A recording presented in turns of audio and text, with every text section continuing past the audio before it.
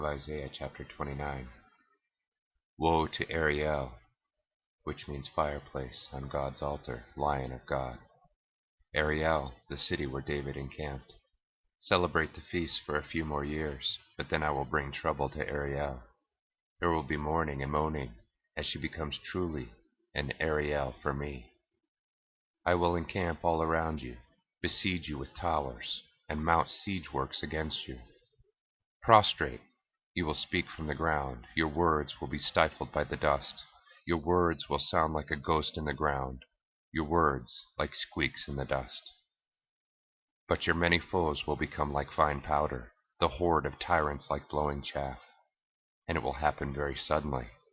You will be visited by Adonai, the Lord of heavenly armies, with thunder, earthquakes, and loud noises, whirlwinds, tempests, flaming firestorms.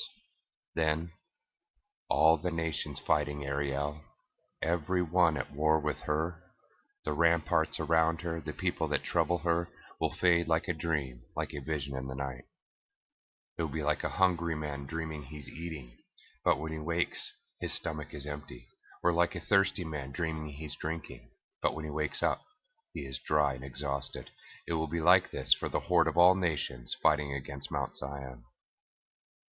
If you make yourselves stupid, you will stay stupid. If you blind yourselves, you will stay blind. You are drunk, but not from wine. You are staggering, but not from strong liquor. For Adonai has poured over you a spirit of lethargy.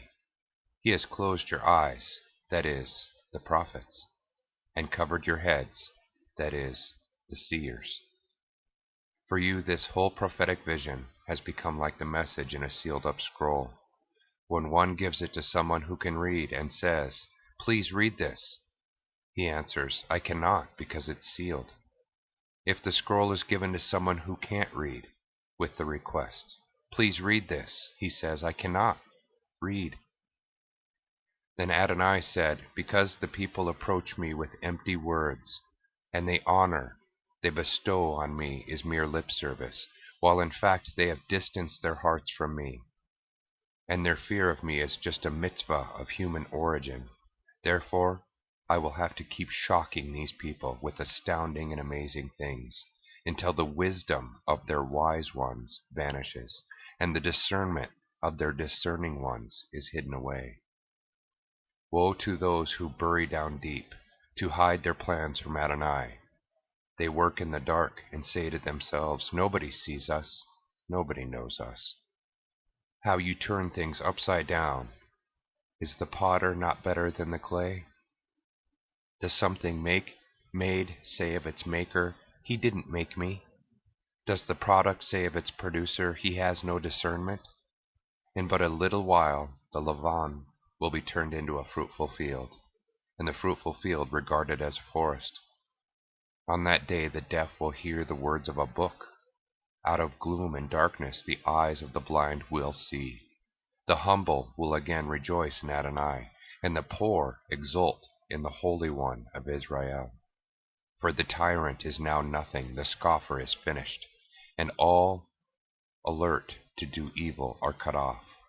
Those whose words make a man out to be a sinner, those who set traps for the arbiter at the city gate, and those who groundlessly deny justice to the one in the right. Therefore here are the words of Adonai, who redeemed Abraham, concerning the house of Yaakov. Yaakov will no longer be ashamed, no longer will his face grow pale. When his descendants see the work of my hands among them, they will consecrate my name. Yes, they will consecrate the Holy One of Yaakov, and stand in awe of the God of Israel.